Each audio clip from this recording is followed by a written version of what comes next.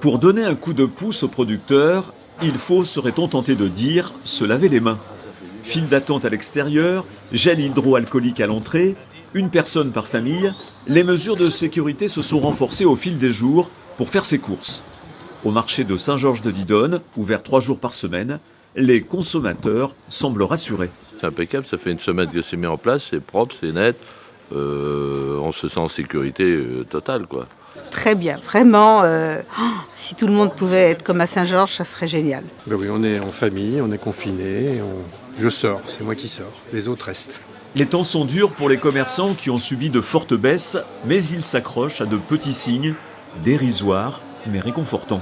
On a eu une baisse là, les premiers temps, énorme, et bon, les gens commencent à se refaire plaisir un petit peu le week-end.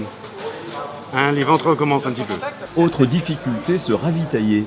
Les étals des poissonniers sont moins fournis, car les poissons d'avril, plus durs à obtenir. Pour le ravitaillement, c'est un peu compliqué en ce moment, car on nous a fermé la criée de Royan a fermé, donc on n'a pas de ravitaillement sur Royan. Heureusement, on a la criée de la Cotinière, La Rochelle et d'autres criées comme la Turballe qui sont ouvertes. Donc on arrive quand même à se ravitailler, pas normalement, mais on arrive quand même à avoir un peu de poisson.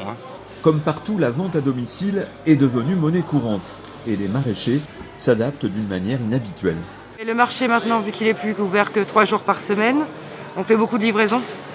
Donc on livre le matin et l'après-midi, nous on va planter comme on est maraîcher. On est dans les champs.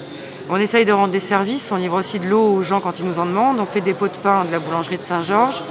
On leur livre le pain, les viennoiseries et voilà, mais on flippe quand même, on a super peur.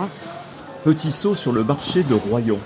Ce boucher, figure locale, a lui aussi fortement développé la livraison à domicile, avec un certain tact. J'estime que ça fait bientôt plus de 40 ans que je fais le métier. Les clients sont venus me voir toute leur vie. Aujourd'hui, c'est un service que je leur rends. J'estime qu'il faut savoir rendre la part des choses. Voilà, je ne prends pas de surplus, je ne prends rien du tout. À Royan, en 2 semaines, nous avons vu les mesures barrières se renforcer et de plus en plus de personnes porter des masques.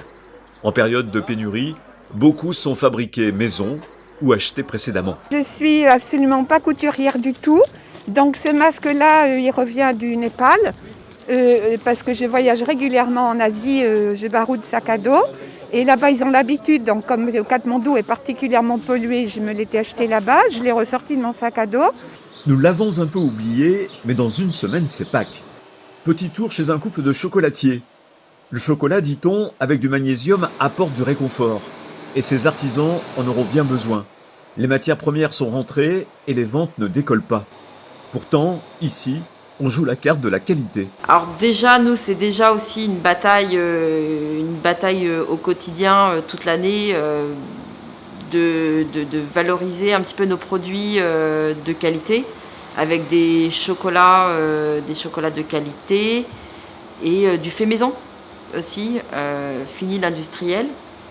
Nous, on fait tout sur place, on fabrique tout, on choisit, on sélectionne toute notre matière première et après on fabrique sur place. On essaye de faire des petites choses originales, modernes et de qualité en termes de goût.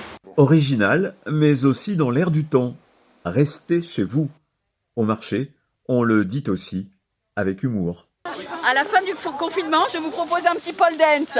Mais en attendant, restez chez vous.